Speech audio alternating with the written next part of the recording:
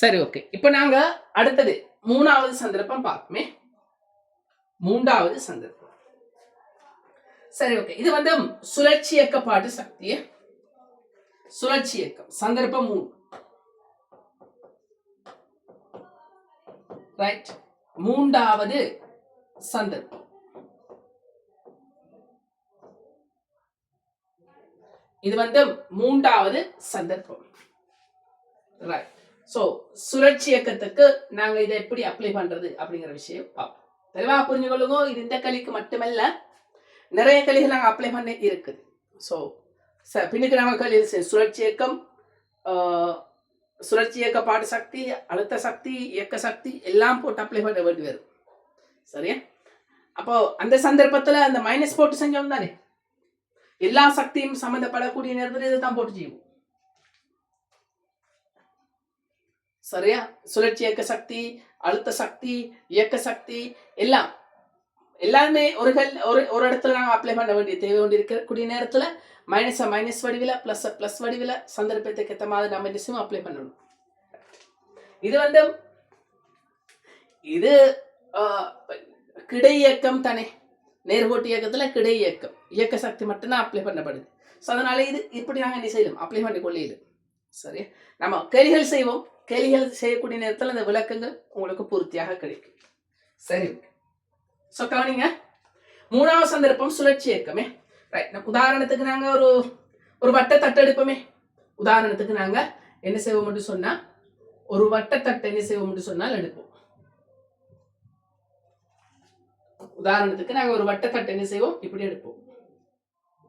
Right. இப்போ இது ஒரு வட்ட தட்டு. இது ஒரு கோண வேகத்தோட இயங்குது. ஒமேகா 1ங்கிற ஒரு கோண வேகத்தோட இயங்குதுன்னு வச்சுக்கொள்ளும். ஒமேகா 1ங்கிற ஒரு கோண வேகத்தோட என்ன செய்யுது, அது இயங்கிக் கொண்டிருக்குது. ரைட். சரி, இப்போ இது ஆரம்பத்துல ஒரு கோண வேகத்தோட இயங்குது. ஒரு சீரான கோண வேகத்தோட என்ன செய்யுது, அது இயங்குது. ஒரு ஒமேகா 1ங்கிற கோண வேகத்தோட அது சுத்துன்னு வச்சுக்கொள்ளுவோம். இப்போ இதன் மீது என்ன செய்யறாங்கன்னு சொன்னா, ஒரு தொடலி விசை பிரயோகிக்கப்படுது. இந்த பொருளின் மீது என்ன செய்யப்படுகிறது சொன்னா, ஒரு தொடலி விசை என்ன செய்யப்படுது, இப்படி பிரயோகம் செய்யப்படுது. இப்படி ஒரு தொடலி விசை என்ன செய்யப்படுதுன்னு சொன்னா பிரயோகம் செய்யப்படுகிறது. ரைட். சோ இப்படி ஒரு தொடலி விசை ஒன்று பிரயோகம் செய்யப்படக்கூடிய நேரத்துல என்ன நடக்கும்?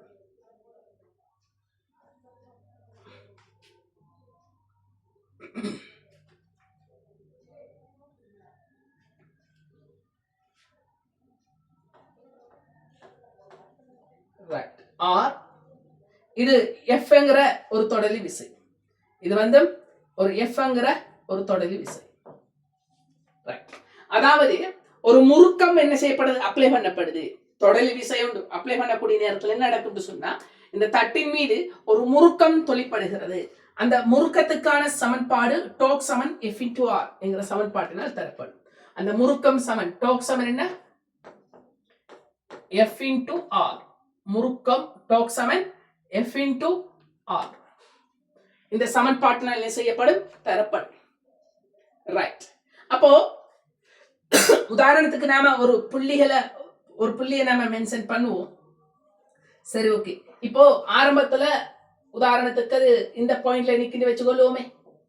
இந்த பாயிண்ட்ல இருக்கு ஒரு ஏங்கிற பாயிண்ட்ல நம்ம ஒரு பாயிண்ட மென்ஷன் பண்ணி இந்த கான்செப்டை வழங்கப்படுத்துறேன். இது ஒரு ஏங்கிற பாயிண்ட் வச்சுக்கொள்ளுவோம். இது என்ன, ஒரு ஏங்கிற பாயிண்ட். ரைட்.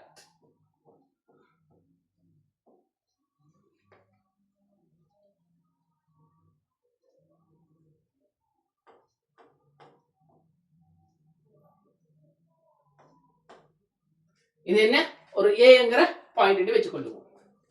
சரி, ஓகே. இப்போ அந்த சந்தர்ப்பத்துல அதனுடைய கோண வேகம் என்ன, ஒமேகா 1. அதனுடைய கோண வேகம் என்ன, ஒமேகா 1 என்று வச்சுக்கொள்ளுவோம். இப்போ இந்த எஃப்ங்கிற விசை பிரயோகம் செய்யப்பட்டதுனால அது சுத்துற திசையிலேயே விசை எஃப் பிரயோகிக்கப்படுது. அதுல சுத்துகின்ற திசையிலேயே ஒரு தொடலி விசை என்ன செய்யப்படுது, அப்ளை பண்ணப்படுது. அப்ப சுத்துகின்ற திசையிலேயே தொடலி விசை அப்ளை பண்றதுனால இது என்ன செய்யணும் சொன்னா, கோண ஆறுமுடுகளோட இயங்கும்.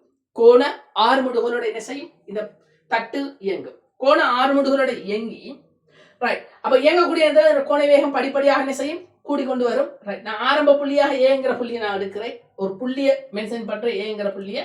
ரைட்.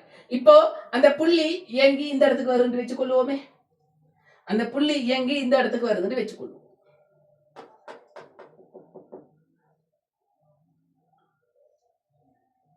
அந்த புள்ளி இயங்கி இந்த இடத்துக்கு வருதுன்னு வச்சுக்கொள்ளும்.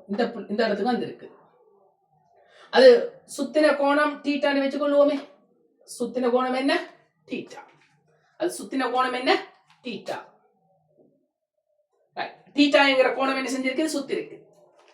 இப்போ அது கோண ஆறுமுடுகளோட இயங்கி நிச்சு கோண வேகம் படிப்படியாக அதிகரிச்சு கொண்டு வந்திருக்கும். இப்ப அதுல கோண வேகம் ஒமேகா 2 வச்சுக்கொள்ளும். ரைட். ஒமேகா 2 வச்சுக்கொள்ளும். சரி, ஓகே. இப்போ இந்த சந்தர்ப்பத்தில் அதனுடைய கோண இயக்கப்பாட்டு சக்தி ERK வச்சுக்கொண்டால், இதனுடைய கோண இயக்கப்பாட்டு சக்தி ERK வச்சுக்கொண்டா, ஆரம்ப கோண இயக்கப்பாட்டு சக்தி ½ I சடத்துவ திருப்பம் I என்று வச்சுக்கொள்வோம். ½ I ஒமேகா 1 வர்க்கம். இப்ப அதுல கோண இயக்கப்பாடு சக்தி ERK சமன் ½ I ஒமேகா 2 வர்க்கம். ரைட். இதனுடைய சடத்துவ திருப்பம் I என்று வச்சுக்கொள்வோம். இதனுடைய சடத்துவ திருப்ப பெருமானம் என்ன, I அப்படி வச்சுக்கொள்வோம். சரி, ஓகே. இப்ப கவனிங்க சொன்னா, இந்த விசை எஃபினால் செய்யப்பட்ட வேலை, இந்த விசை எஃப் ஒரு என்ஜினால வழங்கலாம், அல்லது ஏதோ ஒரு கயிற்று பிடிச்சு இழுக்கலாம், ஏதோ ஒரு தொடலி விசை செய்யப்பட அப்ளை பண்ணப்படுது. அப்ப விசை எஃபினால் செய்யப்பட்ட வேலை, இங்க விசை எஃபினால் செய்யப்பட்ட வேலை, இங்க விசை எஃபினால் செய்யப்பட்ட வேலைக்கான சமன்பாடு, அல்லது முறுக்கத்தினால் செய்யப்பட்ட வேலைன்னு சொல்லலாம். முறுக்கத்தினால் செய்யப்பட்ட வேலை என்று சொல்லலாம். ரைட். முறுக்கத்தினால் செய்யப்பட்ட வேலை என்று சொல்லலாம் நீங்க. ரைட். அப்ப இங்க செய்யப்பட்ட வேலை முறுக்கத்தினால் செய்யப்பட்ட வேலைன்னு சொல்லலாம். இங்க செய்யப்பட்ட வேலை சமன் டார்க் இன்டு தீட்டா. முறுக்கம் தர அந்த திசையில சுழன்ற கோணம், முறுக்கம் தர முறுக்கம் அப்ளை பண்ணப்பட்ட திசையில சுழன்ற கோணம். முறுக்கம் இந்த திசையில அப்ளை பண்ணப்படுது, இந்த திசையில அப்ளை பண்ணப்படுது. டார்க் விசை F இப்படித்தானே அப்ளை பண்றாங்க, இந்த மையம். சோ இந்த திசையில முறுக்கம் அப்ளை பண்ணப்படுது, முறுக்கம் அப்ளை பண்ணப்பட்ட திசையில சுழன்ற கோணம். அப்ப செய்யப்பட்ட வேலை டார்க் இன்டு தீட்டா என்கிற சமன்பாட்டினால் என்ன செய்யப்படும், தரப்படும். சரி. இப்ப செய்யப்பட்ட வேலைக்கான சமன்பாட்டை இன்னொரு வடிவிலையும் சொல்லலாம். எப்படி என்று சொன்னா, இப்ப ஆரம்பத்தில் அதுல இயக்கப்பாடு சக்தி சின்னது. ஏண்டா எங்களுக்கு தெரியணும், ஒமேகா 1 சின்னதாக இருக்கும், ஒமேகா 2 ஏன் ஒமேகா 2 பெருசு, கோண ஆறுமுடுகளோட இயங்குது. இது என்ன செய்யுது, கோண ஆறுமுடுகளோட என்ன செய்யுது, இயங்குது. கோண ஆறுமுடுகளோட என்ன செய்யுது, இது இயங்குது. கோண ஆறுமுடுகள் பெருமான அல்பாண்டு வச்சுக்கொள்ளுங்க. கோண ஆறுமுடுகளோட என்ன செய்யுது, இயங்குது, அல்பாண்டு வச்சுக்கொள்ளுவோம். ரைட். இப்ப கவனிங்க, அப்ப கோண வேகம் அதிகரிச்சு கொண்டு போகும். இப்ப கவனிங்க, ஆரம்பத்துல அதுல சுழற்சி இயக்கப்பாடு சக்தி ½ I ஒமேகா 1 வர்க்கம். அதனுடைய பெருமானம் உதாரணத்துக்கு ஒரு 100 ஜூல் வச்சுக்கொள்வோம். இப்ப கோண வேகம் கூடிக்கொண்டு போகுது, அதுல கோண இயக்கப்பாட்டு சுழற்சி இயக்கப்பாடு சக்தி, அதுல சுழற்சி இயக்கப்பாடு சக்தி உதாரணத்துக்கு ஒரு 400 ஜூல் வச்சுக்கொள்வோம். ரைட். சக்தி அதிகரிச்சு, அப்போ 100 ஜூல் சக்தியை கொண்டது இப்ப 400 ஜூல் சக்தியை கொண்டதாக மாறி இருக்குது. அதனுடைய சக்தி கூடி இருக்குது. எப்படி கூடினுச்சு, இங்க முறுக்கம் கொண்டு வழங்கினதானே, அதாவது வெளியில இருந்து இந்த பொருளின் மீது வேலை செய்யப்பட்டிருக்கு. அதாவது 300 ஜூல் சக்தி, இந்த தட்டினுடைய சக்தி 300 ஜூலால கூடி இருக்குது என்று சொன்னா 300 ஜூல் சக்தி வழங்கப்பட்டிருக்குது. அதான் செய்யப்பட்ட வேலை. 300 ஜூல் சக்தி வெளியில இருந்து என்ன செய்யப்பட்டிருக்குது, வழங்கப்பட்டிருக்கு. அதான் வெளியில இருந்து செய்யப்பட்ட வேலை, அந்த தகட்டின் மீது செய்யப்பட்ட வேலையாக இருக்கு. அப்ப அந்த 300 ஜூல் சக்தி நம்ம எப்படி கழிப்போம், 400 ஜூல்ல இருந்து 100 கழிச்சு. ரைட். அப்போ அதான் நாங்க வழங்கின அந்த சக்தி, நாங்க செஞ்ச வேலை தான் வழங்கின சக்தியாக இருக்க போகுது. சரி. அப்போ வழங்கப்பட்ட சக்தி, இந்த தகட்டின் மீது வழங்கப்பட்ட சக்தியோட 400ல இருந்து 100 கழிக்கிறது 300 ஜூல் சக்தி, அதான் செய்யப்பட்ட வேலையாக இருக்கு. ரைட். சோ கவனிங்க, அப்ப இங்க செய்யப்பட்ட வேலைக்கான சமன்பாட்டை இன்னொரு வடிவில் எழுதலாம்.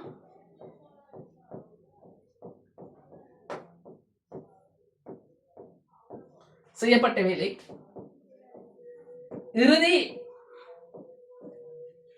இறுதி சுழற்சி இயக்கப்பாட்டு சக்தியிலிருந்து கழிக்கணும்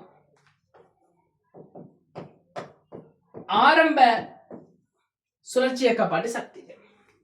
அப்ப இறுதி சுழற்சி இயக்கப்பாட்டு சக்தி எவ்வளவு?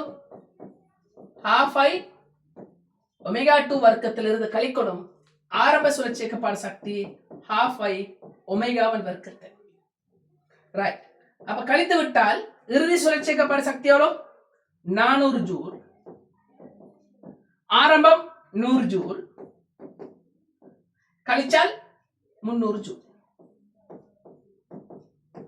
இது வெளியிலிருந்து வழங்கின சக்தியாக இருக்கு.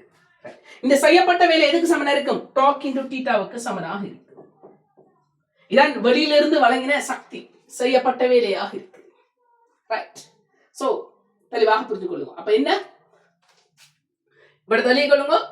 பொருள் சுழலும் திசையில் முறுக்கம் வழங்கப்படும் போது, பொருள் சுழலும் திசையில் முறுக்கம் வழங்கப்படும் போது, பொருள் சுழலும் திசையில் முறுக்கம் வழங்கப்படும் போதுன்னு சொல்லி எழுதிக் கொள்ளுங்க. சரியா? சோ தெளிவாக விளங்கி நோட் பண்ணி கொள்ளுங்க.